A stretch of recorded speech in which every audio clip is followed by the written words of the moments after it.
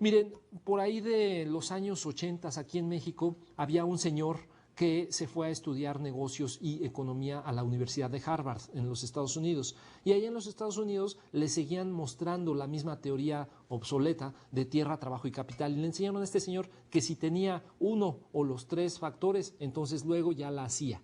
Sin embargo, regresa este señor después de haber estudiado en Harvard y regresa y se da cuenta de que no tiene ninguno de los tres factores tradicionales de producción. Luego, entonces, ¿qué creen que hizo? ¿Se quedó llorando? No, él lo que tenía era la capacidad de entender cómo se movían los mercados, es decir, lo que él tenía era mucho capital intelectual entendido como conocimientos de un determinado producto, servicio, mercado, etcétera, etcétera. Y entonces él decidió incursionar en un negocio que aquí en México por lo menos es muy especializado, el negocio de las golosinas para niños. Entonces este señor visualizó la necesidad de los niños, se dio cuenta de que el niño es muy binario, toma una decisión de sí o no, toma una pastilla o toma un dulce, se lo mete a la boca y si al niño le gusta el dulce, se lo come, si no le gusta, inmediatamente lo tira, de tal manera que el producto tiene que cumplir con unas características muy específicas a diferencia del adulto que se toma un poco más de tiempo, decide más lento, etcétera, etcétera. Esa era una de las características. El dulce debe de ser muy atractivo y muy rico para el público objetivo, para el segmento que en este caso son los niños. Esa era una de las premisas. Otra premisa era: yo tengo que lograr llegar a tiempo real a todas las misceláneas de toda la República Mexicana. A tiempo real me refiero a el día de ayer terminé de producir los dulces, para mañana en la mañana deben de estar todos esos dulces en todas las misceláneas, en todos los puntos de distribución de toda la República Mexicana. Y punto número 3, es muy importante entonces saber combinar al mismo tiempo en un dulce lo que sea agrio, que sea dulce, que sea salado y que sea picoso. Si logro combinar esas 4 cosas en un solo dulce, que es lo que le gusta al niño, precisamente entonces tendré éxito. Sin embargo, acababa de regresar de Harvard y en Harvard le habían dicho que si no tenía esos tradicionales factores no tendría éxito. Sin embargo, confió en su intuición y entonces pensó: ¿qué puedo yo hacer en un momento determinado? Lo que voy a hacer es, no tengo tierra, entendida como las maquinarias, entendida como los almacenes, etcétera, etcétera. Sin embargo, ¿quién sí tiene factores de producción? ¿Quién sí tiene las maquinarias para hacer dulces? Entonces preguntó en diferentes dulcerías grandes, diferentes fábricas de dulces, y se encontró con una fábrica de chocolates, muy grande aquí en México, por cierto, que en un momento dado su línea de producción se detenía en el turno que va los domingos de las 10 de la noche hasta los lunes a las 6 de la mañana. Ahí había 8 horas en la cual la máquina estaba detenida. Lo que hizo este señor fue crear una alianza con esta chocolatera y le dijo: bueno, vamos a echar a andar tu máquina durante esas 8 horas, de tal manera que no tengas que detener tu línea de producción, ganas tú porque la máquina sigue trabajando, gano yo porque obtengo mi producto, el dulce que yo quiero fabricar. Entonces ahí este señor demuestra que en un momento dado no es necesario tener los factores tradicionales de producción, como en este caso serían las maquinarias, sino que lo que se necesita es tener el contacto con la persona que en un momento dado nos puede proveer a nosotros de dichos insumos. Por otro lado, pensaba este señor, bueno, acordémonos que uno de los factores críticos de éxito es estar en todas las misceláneas en tiempo real al siguiente día en el cual se produce el producto. Pero para lograr esto se da cuenta de que necesita toda una flotilla de camionetas, toda una infraestructura de personas que manejen las camionetas, pagar seguros, pagar choferes, pagar gasolina, todo este asunto. Y de repente él piensa, bueno, no lo puedo hacer así porque en un momento dado la camioneta se obsoletiza, hay que darle mantenimiento, se va depreciando, hay que pagarle IMSS y seguros a la persona que maneja la camioneta, etcétera, etcétera, etcétera. Y entonces pensó, no me interesa meterme en el negocio de las camionetas, no me interesa comprar toda una flotilla, tener toda una infraestructura para repartir. Entonces, pero ¿quién sí tiene para repartir? ¿Quién sí llega a tiempo real a todas las misceláneas en toda la República Mexicana? Por un lado están los vendedores de papas y por otro lado están los vendedores de pan. De tal manera que fue con los vendedores de papas y les preguntó, oigan, ¿y si ustedes se llevan en su camioneta una cajita de chocolates o de dulces, los que yo fabriqué, para que en un momento dado lo distribuyan al mismo tiempo que ustedes me están haciendo la fabricación, al mismo tiempo que ustedes están distribuyendo su producto, distribuyan el mío? Entonces, se fijan, una vez más hizo una alianza con alguien, de tal manera que no necesitó ahí en un momento dado el trabajo propio, sino que fue y arrendó pidió prestado, se alió con otra empresa que le prestó el trabajo que ellos ya venían haciendo. Entonces este señor demuestra que la teoría de Adam Smith de hace casi 250 años quedó obsoleta. Ya no necesito tener tierra, trabajo y capital para poder echar a andar una muy buena idea de negocio. Ahora lo que necesito es que el capital intelectual que yo tengo, la manera en la cual yo hago negocios, es precisamente la que me va a ayudar a capitalizar y a hacer más exitoso nuestro trabajo. A últimas fechas me enteré de que este señor vendió por muchos millones de dólares su empresa precisamente al hermano mayor que distribuía, lo cual quiere decir que en su caso fue un muy buen negocio. Entonces, este señor echa por tierra el paradigma tradicional y revoluciona las ideas del paradigma de cómo hacer negocios aquí en México. Ese es un ejemplo. Entonces, a lo que quiero llegar al final del día es importante echar a andar nuestro CPU mental para poder entender y visualizar cuáles son las nuevas oportunidades de negocio, en dónde se encuentran estas, cómo puedo yo cristalizar dichas ideas hacia tratar de que mi empresa sea más consistente, más productiva, más efectiva, etcétera, etcétera. Entonces, uno de los problemas básicos que tenemos en las empresas, como dice en la lámina siguiente de su presentación, es que en un momento dado todas las teorías que nos han llevado a diseñar nuestra empresa de la manera en la cual hoy día están diseñadas son cosa del pasado, es decir, ya evolucionamos. Si ustedes se fijan, hemos estado hablando, por ejemplo, de departamentalización y estructuración del trabajo vía un organigrama. Sin embargo, acordémonos, como lo platicamos anteriormente, este organigrama proviene básicamente de una estructura militar, de una estructura rígida, de una estructura autócrata, en donde muy pocos toman decisiones y muchos hacen la operación, de manera tal que todas estas teorías anteriores de administración apuntaban a mejorar lo que actualmente se está haciendo, pero ninguna propone un cambio realmente radical. Piénselo, reingeniería no propone un cambio radical, sino que nada más una mejor manera de hacer las cosas. Calidad total tampoco propone cambio radical, sino únicamente ir evolucionando lo que ya venimos haciendo. Desarrollo organizacional, igual, hacer ciertos cambios, sin embargo, en un momento dado no necesariamente interferir en lo que estamos haciendo como razón de ser o misión de la empresa. Entonces lo que necesitamos es en un momento dado una nueva estrategia, una nueva manera, una nueva herramienta que nos permita ser más efectivos. Ahora, toda esta explosión de teorías del pasado, toda esta utilización de teorías, lo que están logrando es crear mayor complejidad y mayor burocracia. Es decir, todas estas teorías nos ayudan a transferir el trabajo de una área hacia la otra sin tratando de que haya menores costos, mayor calidad, mayor servicio, mayor rapidez, etcétera, etcétera. Sin embargo, estas estrategias basadas en bajar los costos originan en un momento dado mucha lentitud, mucha rigidez. En un momento dado se necesita burocracia entendida como el pegamento que permite aglutinar los esfuerzos de las diferentes áreas para que al final del día se obtenga un producto o servicio valioso. Y entonces la idea es que a mayores controles, mayor rigidez, y a mayor rigidez, mayor lentitud. Y en muchas ocasiones esto es lo que precisamente nos impide lograr que las empresas sean más efectivas, ¿no? Todo esto entonces tiene que ver con las estructuras rígidas que hoy tenemos. De tal manera que el plan básico de hoy en las empresas es una pirámide jerárquica, en la cual, como comentábamos, muy pocas personas toman las decisiones estratégicas y muchas personas hacen la operación. Sin embargo, hoy día esto nos evita o no nos ayuda a que en un momento dado podamos responder de manera más rápida hacia con las necesidades del cliente. Hoy día los clientes lo que necesitamos escuchar de las empresas no es permítame, déjame preguntarle a mi jefe, sino que en un momento dado, hoy día lo que necesitamos las empresas es que el empleado que en ese momento nos está atendiendo, el empleado de primera línea, pueda tomar la decisión de cómo elaborar un determinado producto y o servicio.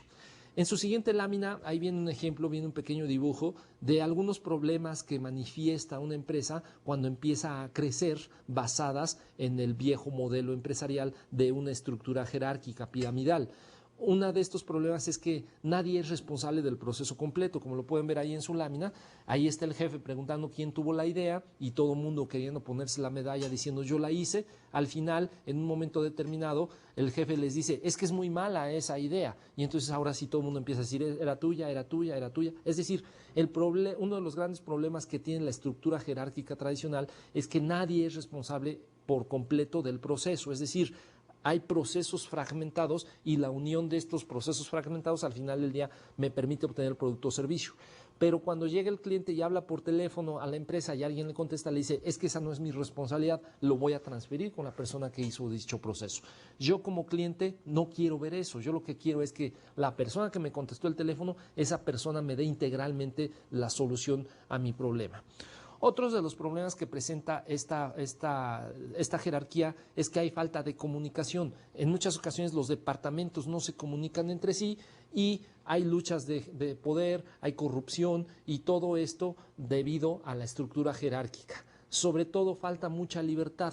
Las personas no se pueden expresar de manera contundente porque en un momento determinado esta jerarquía, esta estructura nos impide irnos comunicando de la manera en que mejor podríamos hacer las cosas.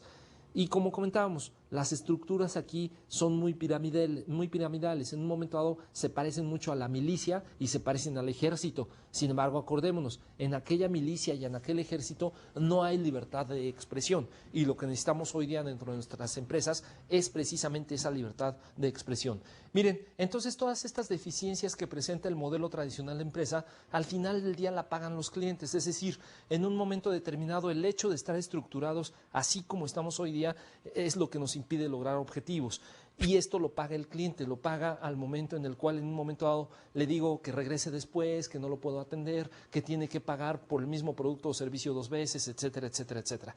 Entonces, la pregunta aquí que surge es, ¿podrá nuestra empresa tradicional, tal como la estamos administrando hoy día, tal como estamos haciendo las cosas hoy día, podrá esta empresa con esa estructura, con ese paradigma de trabajo, podrá sobrevivir los embates del futuro? No del futuro, el futuro ya es el día de hoy, de tal manera que en un momento dado podremos sobrevivir, podremos seguir compitiendo. Eso es un poquito la pregunta que habría que respondernos, ¿no?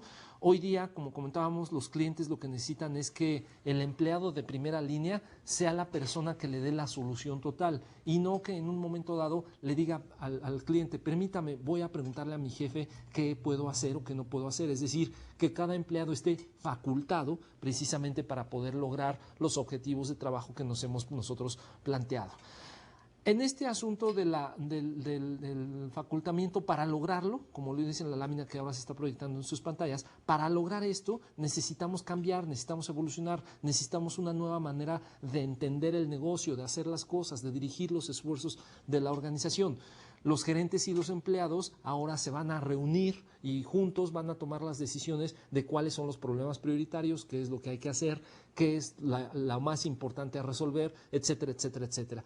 Todo esto lo tenemos que hacer ahora muy alineados con los valores, las creencias, las ideas rectoras de la empresa, para que en un momento dado, fíjense ustedes que el marco de referencia que vamos a tener, las líneas de la cancha que nos van a indicar por dónde es que vamos a caminar, por dónde está permitido llevar a cabo las actividades, es precisamente los valores y las creencias de la empresa. Ahora necesitamos nosotros con mucha precisión dejar claro cuáles son estas creencias, cuáles son estos valores y cómo le vamos a hacer para que la gente se pueda encadenar sus esfuerzos hacia el cumplimiento de estos valores y de estas creencias. ¿Por qué es importante esto? Porque si no distribuimos el poder en un momento dado, sin poder distribuido, es decir, si nada más unas cuantas personas dentro de la organización toman decisiones, no está distribuido el poder, entonces en un momento dado no podemos llegar a ser una empresa de clase mundial, de clase que nos permita competir en un momento dado en el entorno global en el cual nos encontramos inmersos ahora las mayorías de las empresas. Si queremos lograr, por ejemplo, un esquema de calidad total, la calidad invariablemente se logra con y a través de las personas, dejando que las personas tomen decisiones sobre los marcos de referencia que ya hemos nosotros venido hablando. ¿Qué hemos hecho en México con respecto al empowerment? ¿Cómo nos encontramos en México? Fíjense que hace poco leía yo un libro del señor Carlos Fuentes y en este libro, se llama El espejo enterrado, por cierto, en este libro nos hace una reflexión acerca de qué ha sucedido o qué sucedía en México hace 500 años antes de la conquista de México. Y entonces ahí habla de los reyes aztecas, por ejemplo, Cuauhtémoc, Moctezuma y todos estos individuos. Ahí hace mención este señor Fuentes de que Cuauhtémoc y Moctezuma eran realmente unos tiranos. Imagínense ustedes, de repente ellos argumentaban que los dioses estaban enojados, que el dios de la lluvia no hacía que cayera agua para fertilizar las tierras, y entonces estas personas tomaban eso como un enojo de los dioses. Para que el dios se incontentara, a estos bárbaros, no les puedo llamar de otra manera, a estos bárbaros ofrecían sacrificios y entonces de repente le hablaban a alguien, a una mujer o a un niño, le decían, a ver, te ofrecimos en sacrificio, le sacaban el corazón y el corazón se lo mostraban al cielo, a los dioses, para que el dios dejara de estar enojado. Imagínense qué tiranía.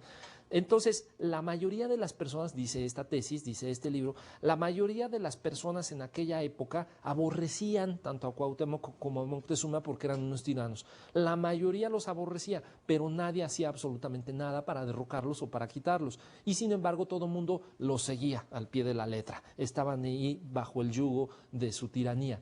De tal manera, dice esa tesis, que cuando llega en un momento dado los conquistadores, a los conquistadores, entre muchas otras cosas, les es muy fácil conquistarnos, a nosotros los aztecas, porque varios motivos. Primero, nunca habíamos visto un caballo, nunca habíamos visto una persona con barba, entonces en un momento determinado, por ahí nos llegaron, por ahí nos preconquistaron.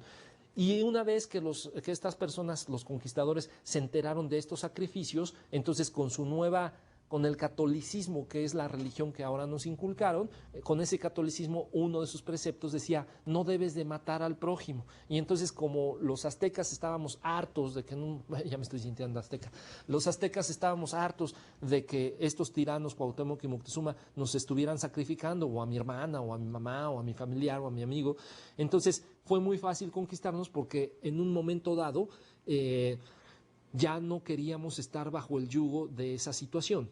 Ahora, eso pasó hace 500 años. Si nos traemos esto a la organización de hoy día, ¿qué sucede? En muchas ocasiones al jefe se le odia.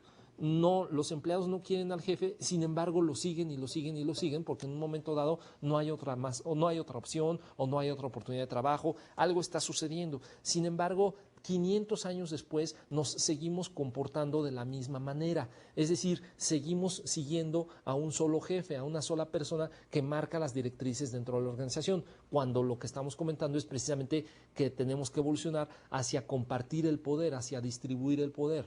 Entonces, en los últimos años aquí en México hemos tratado de cambiar esta situación, pero sin tocar la estructura fundamental de autoritarismo y la figura fundamental de organigrama en México. Es decir, queremos hacer un cambio, pero no hemos cambiado la estructura que sustenta al modelo de gestión que hoy día estamos tomando aquí en México. Entonces, por eso es que en un momento dado algunas ideas tales como calidad, reingeniería, círculos de calidad, equipos de mejora, no tienen éxito porque en un momento dado no tocamos la estructura. Sí damos las responsabilidades a las personas para que ahora trabajen sobre el nuevo paradigma, sin embargo no cambiamos la estructura básica de hacer negocio que sustenta precisamente la forma en la cual estamos nosotros operando. En su siguiente lámina pueden ustedes ver un dibujo.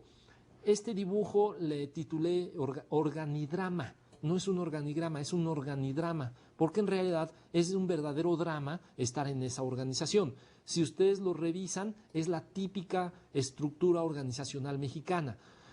Este dibujo me lo encontré yo hace unos 10 años en una revista Time, una revista de Estados Unidos. Y entonces en esta revista el título del reportaje sobre el cual vi este dibujo se llamaba cómo hacer negocios en México. Y entonces hacían una muy fuerte crítica a la manera en la cual se hacen negocios en México y decían, entre muchas otras cosas, cuando vayas con un mexicano a hacer negocios, a una empresa mexicana, tienes que ir a la punta, tienes que ir hasta el nivel de director, porque cualquier persona con la que hables que no sea el director, ninguna de estas personas va a poder tomar la decisión. Entonces tienes que ir hasta arriba, tienes que ir hasta la punta, porque ahí es donde se toman las decisiones. Y entonces, si se fijan, en este cuadrito de hace más de 10 años, ya nos hacían una muy fuerte crítica con respecto a la manera en la cual nosotros estamos organizados. Ahora, mi pregunta para ustedes sería, ¿dista mucho, después de 10 años que yo me encontré esta figura, dista mucho de nuestra realidad empresarial? Yo creo que no, yo creo que seguimos todavía siendo estructurados de esa manera. Miren, si ustedes ven, ahí hay una sola persona que toma las decisiones en la punta de la organización, entendida como el director general, y este director general está flanqueado por dos personajes. Uno de ellos es una persona arrastrada y babosa, como puede ser un cocodrilo, que siempre le está diciendo al jefe lo que el jefe quiere escuchar. Independientemente de si se trata o no de la realidad, siempre está ahí de arrastrado. arrastrándose con el jefe. Del otro lado tiene a su perro fiel, entendido como un asistente, un perro fiel que le lleva generalmente la agenda al director. Y cuando llegamos con el director le decimos, oye, necesito hablar rápidamente con el director porque la segmentación o la estrategia de mercado tiene que cambiar drásticamente porque salió un nuevo competidor. Entonces, este asistente generalmente lo que dice es, no puedes venir con el director hasta dentro de 3 meses si bien te va, porque esa es la cita. Y entonces decimos, oye, dentro de 3 meses la empresa va a estar fuera del mercado, no puedo esperarme 3 meses, tengo que tomar una decisión ahora. Entonces el asistente dice, pues tómalo o déjalo, no te puedes recibir antes de los 3 meses. De tal manera que no dista mucho este dibujo, esta idea, con respecto a la manera en la cual hoy día estamos haciendo los negocios. Miren, ahí hay personas que de repente van ascendiendo en la escalera del éxito y vean cómo le está serruchando los peldaños una persona para que no pueda ascender. En muchas ocasiones en la organización mexicana así somos, esa es nuestra cultura. De repente nos ponemos piedras unos a los otros para que no podamos continuar, para que no podamos evolucionar, para que no podamos crecer hacia otro lado. Es decir, somos envidiosos con respecto a cómo hacemos las cosas, pero pocas veces trabajamos en equipo todos juntos para lograr los objetivos. Ahora me acuerdo por ahí de una historia, de una anécdota, de una persona que iba caminando por un mercado y entonces de repente en este mercado se encuentra con un comerciante que está vendiendo cangrejos. Entonces tiene diferentes cangrejos en diferentes frascos de vidrio. Unos de estos cangrejos, la mayoría están destapados y uno de estos frascos tiene la tapa arriba. Y entonces se acerca a nuestro amigo, el de la historia, y pregunta, oye, ¿cuánto valen los cangrejos? Y entonces le dice, bueno, los cangrejos que están en los frascos destapados valen 10 pesos y son cangrejos mexicanos. Y los cangrejos que están en el frasco tapado son cangrejos japoneses y valen 50 pesos. A nuestro amigo le llama la atención la anécdota y pregunta, bueno, ¿por qué valen más caros los cangrejos japoneses que los japoneses? Perdón, ¿por qué valen más caros los japoneses, los cangrejitos japoneses, que los mexicanos?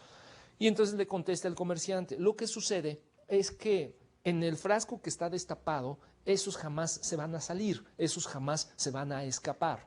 ¿Por qué? Porque en un momento dado, cuando un cangrejo intenta subir por las paredes del frasco e intenta salirse de dicho frasco, los demás le van a jalar de las patitas, lo van a tirar en medio del frasco y le van a poner una golpiza por andar intentando escaparse. Entonces jamás nadie va a escapar.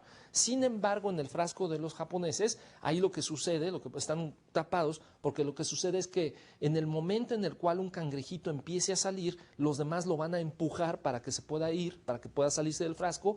Una vez afuera del frasco, este cangrejo va a ir a conseguir una cuerda, va a regresar, se las va a aventar a sus compañeros cangrejos y se van a escapar todos. Entonces, es una historia muy cruel, es una historia muy racista, si lo queremos ver así. Sin embargo, refleja un poco cómo nosotros nos encontramos culturalmente trabajando en la empresa.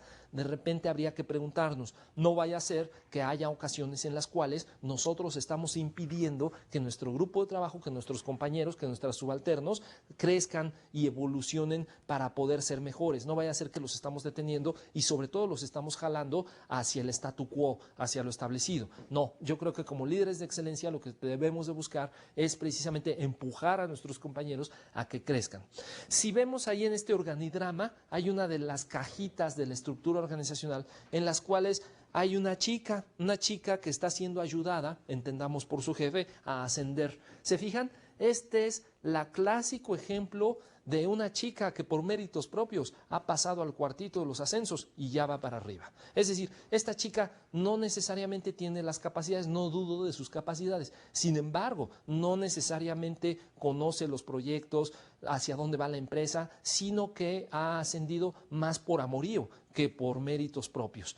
Eso no está mal, siempre y cuando, diría yo, la persona tenga la suficiente capacidad como para poder ir ascendiendo. Recordemos, en un momento determinado, no todas las personas están adecuadas para todos los perfiles o para todos los puestos. Lo que tendríamos que hacer como líder de excelencia es buscar, ya vimos algunos tips de cómo hacerlo, buscar el puesto adecuado para la persona, para que en un momento dado esta persona se sienta muy a gusto ahí y pueda a partir de ello desplegar sus capacidades y cumplir con los objetivos que nosotros estamos buscando. Entonces, surgen algunas preguntas con respecto a lo que nosotros podríamos hacer o hacia donde nosotros podríamos aspirar a evolucionar en México. Podemos entonces lograr una estructura en la cual todos sean escuchados, todos en un momento dado sean valorados y todos podamos saber hacia dónde vamos. Podemos crear una estructura en la cual la persona que tome las decisiones, la persona que nos guía, la persona que establece la visión, sea la que más información tiene en ese momento, independientemente de su nivel dentro de la organización. ¿Podremos alguna ocasión solucionar con mayor rapidez, con mayor velocidad los requerimientos del cliente? Acordémonos que hoy día estamos en el negocio de la rapidez. Rapidez me refiero a, por ejemplo, ya habíamos platicado de ello, los negocios de las pizzas. Ahora las pizzas, si no llegan en media hora, entonces su propuesta es que son gratis. Algunas automotrices dicen, si no te entrego el automóvil en el tiempo pactado originalmente, entonces te voy a pagar una penalización por cada minuto o por cada hora de retraso.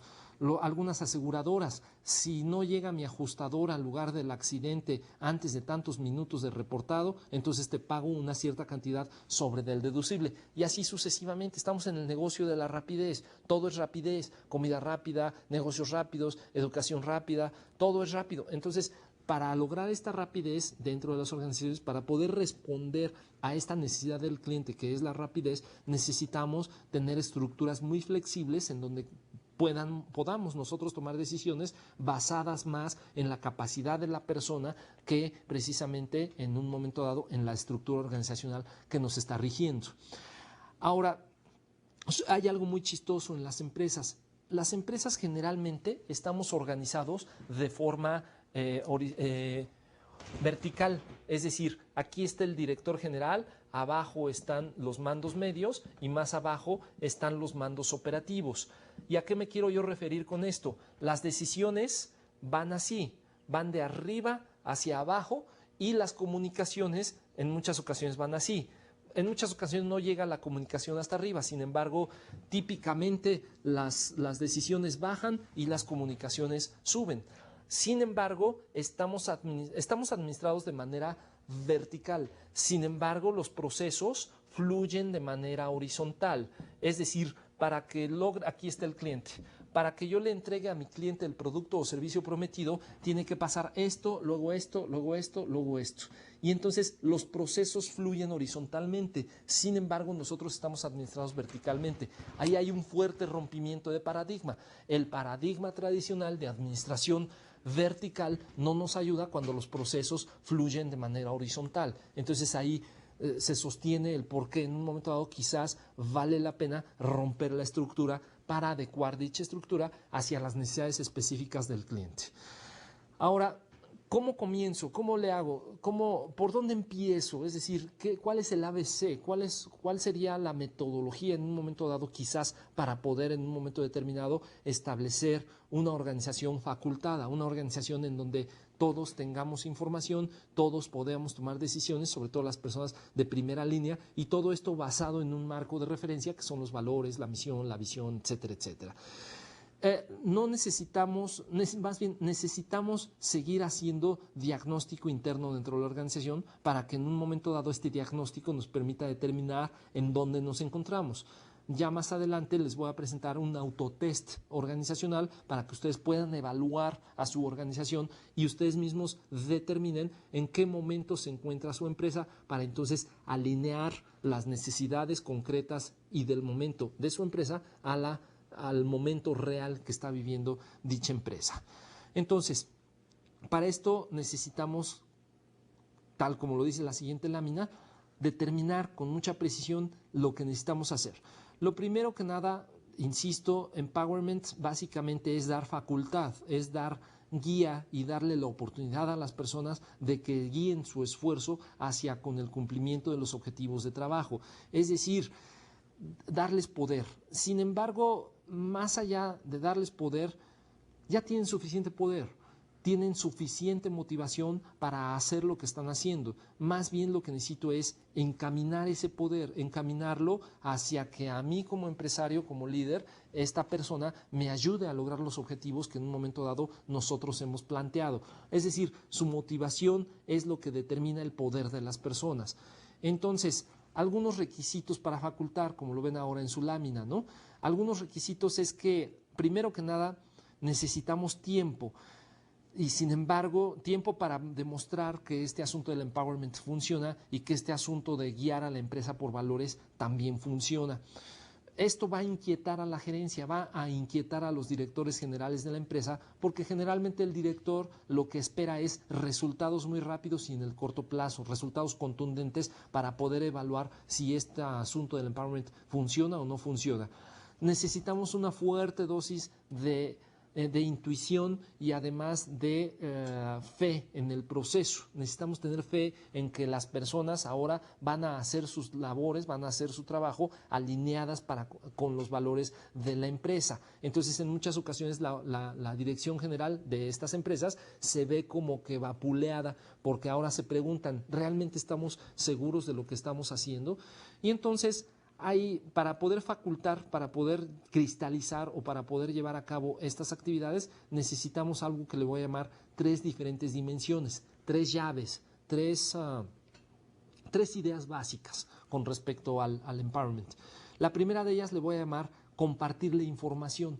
Una empresa facultada, forzosamente, para que las personas de dicha empresa puedan tomar decisiones, necesitan estar informadas. Una persona que no esté informada dentro de la empresa, con mucha dificultad podrá tomar decisiones y podrá dar opinión acerca de cómo mejorar a la empresa de la cual estamos comentando. Entonces, esa es la primera llave, compartir información. Aquí el problema un poco en México es que hemos estado tan acostumbrados a centralizar el poder. El jefe o director lleva 20 años siendo el líder de la empresa y ahora le voy a pedir que cambie el paradigma y que comparta la información. Ese es uno de los primeros choques culturales muy fuertes que tiene el empowerment. Ahora le voy a pedir al director general que comparta y abra todos sus años de experiencia para con sus colaboradores. Es absolutamente necesario y esencial. Si no lo hacemos así, no podemos lograr una organización facultada, a pesar de que de manera paradójica sea uno de los problemas más graves a los cuales nos enfrentamos las organizaciones mexicanas. Ahora, si yo quiero hacer un empleado confiable, como lo dice en su siguiente lámina, si yo quiero hacer un empleado confiable, lo primero que tengo que hacer es confiarles la información. Paradójicamente, no puedo confiar en las personas, no puedo confiarles información si antes precisamente no tengo una cierta fe en el proceso y no tengo una fe básica en las personas. Miren, si no confiamos en las personas, estamos perdiendo el tiempo con el empowerment. El empowerment forzosamente debo yo de confiar, debo de tener fe, debo de tener la suficiente intuición para saber cuándo yo puedo confiar en una persona y cuándo a esta persona le puedo dar cierto margen de holgura, cierta capacidad de tomar ciertas decisiones. De esta manera, cuando confío en las personas al sentirse más comprometidas, van a participar de manera más activa en el cumplimiento de los objetivos. ¿Se acuerdan cuando estábamos platicando acerca de aquella matriz de doble entrada de establecimiento de prioridades? Allá la tesis era, en un momento dado, al invitar a participar a los colaboradores en la formulación de los objetivos, metas y estrategias de la organización, entonces, al invitarlos a participar, creo un cierto sentido de pertenencia de las personas para con dichas metas. ¿Por qué? Porque ellos las formularon, ellos intervinieron en el momento de aplicación y de formulación de dichas metas. Entonces, cuando yo, líder, les pida a esas personas trabajar hacia lograr dichas metas, ellos van a ser los últimos en negarse, porque son sus propias metas, son las ideas que ellos dijeron. Entonces, de ahí la importancia de confiar información en el empowerment en un momento dado. ¿Cuál es nuestra segunda dimensión o cuál es nuestra segunda llave, nuestra segunda idea básica de cómo lograr el empowerment? Tal como lo ven ahora proyectado en su lámina, la segunda dimensión tiene que ver con crear una cierta autonomía, dejar que las personas se autodirijan, que las personas se autogestionen. Y esta autogestión debe de estar ligada, debe de estar en un momento dado alineada con fronteras. Ya decíamos, ciertas fronteras nos van a permitir que las personas trabajen dentro de un marco de referencia para nosotros importante. Ahí ustedes ahora ven en su lámina proyectado algunas ideas básicas de cómo podríamos nosotros crear esas fronteras. Una de ellas es el propósito entendido como la misión, la razón de ser de la organización. Ya recuerdan cuando platicamos de planeación, qué es la misión, cómo establecerla, cuáles son sus beneficios, cuáles son los propósitos, etcétera, etcétera. Entonces, Si yo les marco a las personas la misión, las personas con mucha precisión, con muchísima facilidad, pueden saber qué es lo que se va a hacer y o lo que no se va a hacer. Otra idea básica aquí serían los valores. Los valores también serían en un momento determinado algo muy importante sobre de lo cual nos debemos de guiar. Los valores entendidos como cómo nos vamos a comportar, qué es lo que vamos a hacer, qué sí es importante y qué no lo es. Es decir, un valor guiará todos los esfuerzos dentro de la organización. Un valor forzosamente nos va a decir en qué creemos o en qué no creemos, qué es importante y qué no lo es. Otra área sobre de la cual podemos crear una frontera sería la imagen que nosotros queremos lograr para con nuestros públicos objetivos. Ya recuerdan, cuando vimos misión, ahí comentamos que en un momento dado hay diferentes públicos objetivos en la organización. Pueden ser los accionistas, pueden ser los colaboradores, puede ser el público en general, el mercado, la sociedad, etcétera, etcétera, etcétera. Las metas y los roles en un momento dado, quién hace qué y para qué lo hace, también nos ayudan como áreas de frontera. Hacia dónde nos estamos dirigiendo como meta y cuál es el propósito o papel fundamental que cada uno de nosotros está jugando o está desempeñando dentro de las actividades que nosotros estamos haciendo. Y la estructura organizacional y los sistemas también nos ayudan mucho a lograr precisamente establecer estas áreas de frontera. Miren, una vez que hayamos terminado nuestros cuatro etapas del proceso administrativo, planear, organizar, dirigir y controlar, vamos a platicar un poquito acerca de consultoría organizacional. Hablando en este asunto, vamos a hacer diagnóstico. Vamos a determinar, les voy a traer yo algunos elementos que les permitan a ustedes determinar dentro de su organización cómo se encuentran cada uno de estos diferentes subsistemas, para que a partir de allí puedan ustedes hacer que su empresa crezca, para hacer que su empresa sea más contundente en cuanto a los resultados que ustedes están buscando obtener o los resultados que ustedes quieren lograr al final del día. Entonces, todos estos elementos ya los vamos a ir evaluando con una metodología precisamente para saber en dónde tenemos que ajustar, en dónde le tenemos que mover. Al final vamos a hacer algo así como que los doctores de la organización. Cuando a mí me duele el estómago y voy al doctor, un buen doctor, lo que hace es un diagnóstico. Y entonces me pregunta, ¿desde cuándo te duele? ¿Cuándo te duele? ¿Qué tan profundo? ¿Qué tan arriba? ¿Qué tan abajo? ¿Qué tan a la derecha? ¿Qué tan a la izquierda? Es decir, con este diagnóstico, el doctor lo que hace es, bueno, dadas las características de tu dolencia, tómate tal aspirina o tómate tal medicina. De manera tal que análoga, en la empresa lo que tenemos que hacer es lo mismo. Vamos a hacer un diagnóstico que en un momento dado nos permita saber por cada uno de estos sistemas que crean la frontera en el empowerment, cómo se encuentra cada una de ellas. Es decir, en qué momento nos encontramos para entonces poder aplicar la metodología o la idea organizacional que más se adecue hacia cumplir dicha necesidad o hacia evolucionar hacia otro rubro más grande. Bueno, en la última frontera o la última dimensión para poder crear el empowerment en nuestra empresa le vamos a llamar el reemplazo de la jerarquía con equipos autodirigidos. Es decir, ahora debo de lograr que los equipos de trabajo se autodirijan, que cada uno de estos equipos sea responsable de las metas, de los objetivos, de lo que quiere lograr. Es decir, les hacía yo una analogía con un equipo de fútbol. El coach, el entrenador del equipo de fútbol, deja que sus jugadores le peguen a la pelota mientras la pelota está rodando, mientras la pelota está en juego. Es decir, el coach no se mete por dentro de las líneas de juego, porque entonces sería una falta. Entonces, en un momento dado, lo que necesitamos es reemplazar esa jerarquía y permitir que las personas vayan autogestionándose, vayan autodirigiéndose, lo cual les permitirá, pues, precisamente crecer más hacia los objetivos que en un momento dado vamos buscando. ¿Cuáles serían algunos fundamentos o algunos principios o algunas ideas básicas sobre de las cuales nosotros debemos de normar la actuación de los equipos autodirigidos?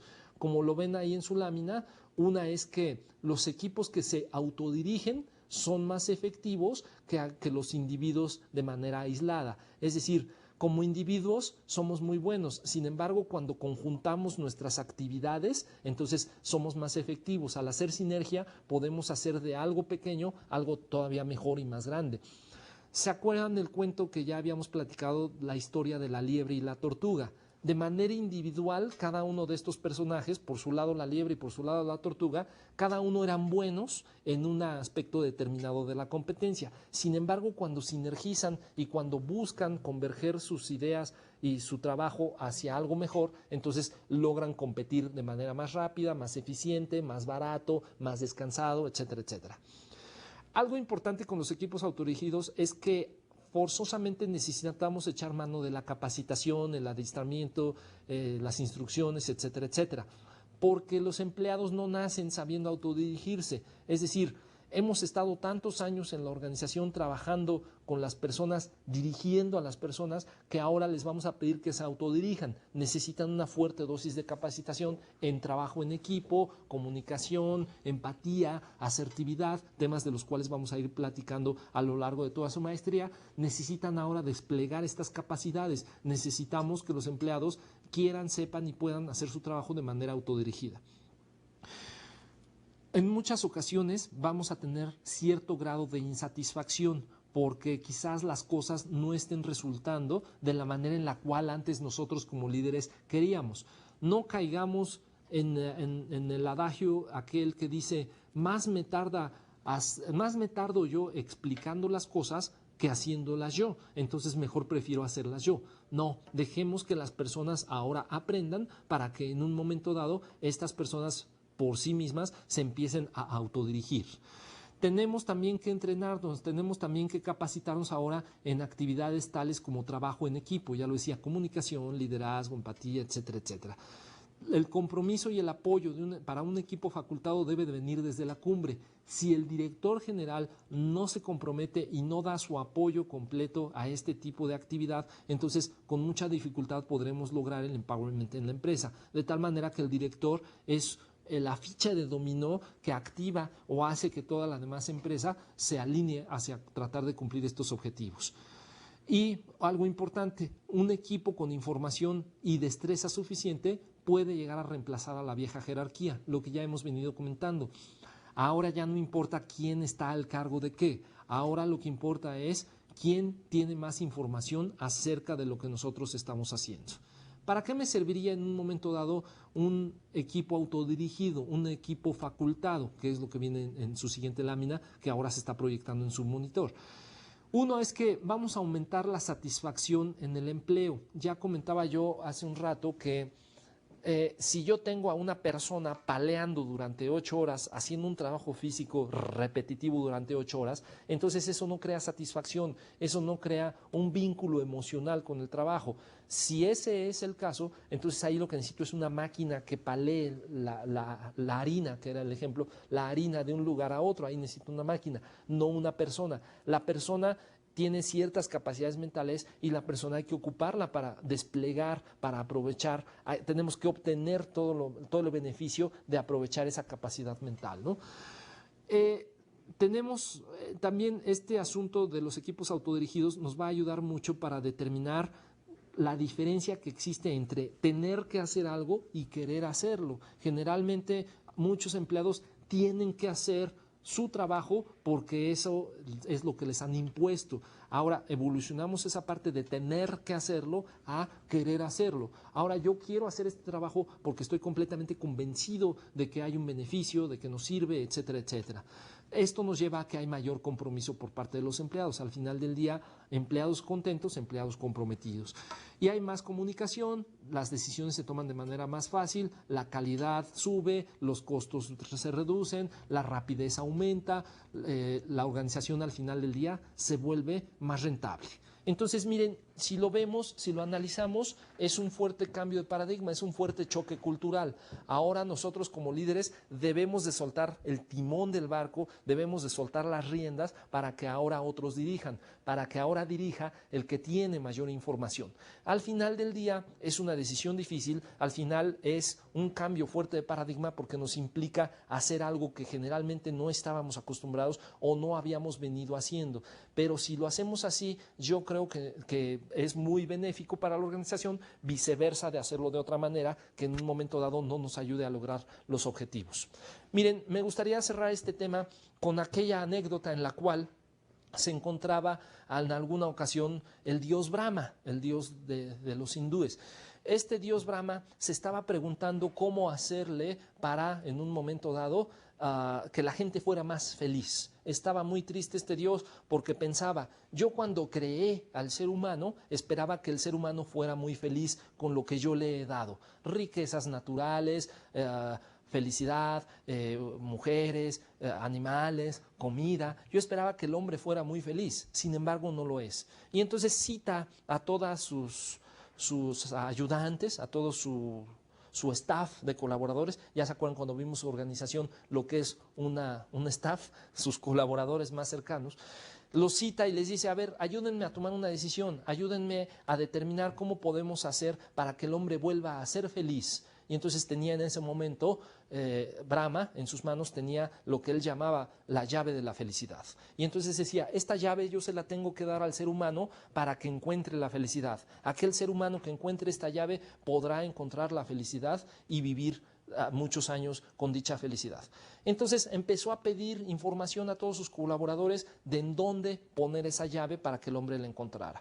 Y algunos empezaron a dar ideas. Uno de ellos dijo, ya lo tengo, Brahma, vamos a hacer una cosa, vamos a tomar esa llave y vamos a esconderla en el océano más profundo para que ahí el hombre que se aventure a meterse en las profundidades del océano, donde la presión barométrica es muy alta, donde casi no hay luz o está completamente oscuro, hace mucho frío, casi nadie llega por allá abajo, pero aquel que se aventure a llegar hasta allá abajo, ese va a encontrar la llave y ese va a ser feliz. De repente Brahma dice, no, esa no es una buena idea porque los hombres con tanta tecnología van a crear un submarino virtual, el cual van a manejar desde la superficie terrestre y lo van a ir simplemente monitoreando, manejando, va a traer faros de alta penetración, el submarino no le da frío, soporta la presión barométrica y entonces va a quitar las piedras y va a encontrar la llave. No, esa no es una buena idea. Tenemos que hacer algo a lo cual el hombre le cueste más trabajo. De repente otro de sus colaboradores le dice a Brahma, mira, a mí lo que se me ocurre es, vamos a tomar esa llave y vamos a esconderla en lo más alto de una de nuestras montañas, ahí donde el aire está muy enrarecido, la nieve está muy gruesa, casi nada sobrevive por allá. Aquel hombre que se aventure a llegar hasta allá, hasta la cima de esa montaña, ese hombre entonces podrá ser muy feliz. Y dice Brahma, ok, esa es muy buena idea, organicen una expedición y lleven la llave allá arriba a la montaña. De repente Brahma lo piensa bien y dice, no, espérenme, esa no es una buena idea, porque en un momento dado van a crear máscaras de oxígeno, van a crear máquinas bulldozer que puedan llegar hasta allá arriba, van a crear helicópteros y entonces van a encontrar con mucha facilidad la llave y entonces ya se perdió otra vez el chiste.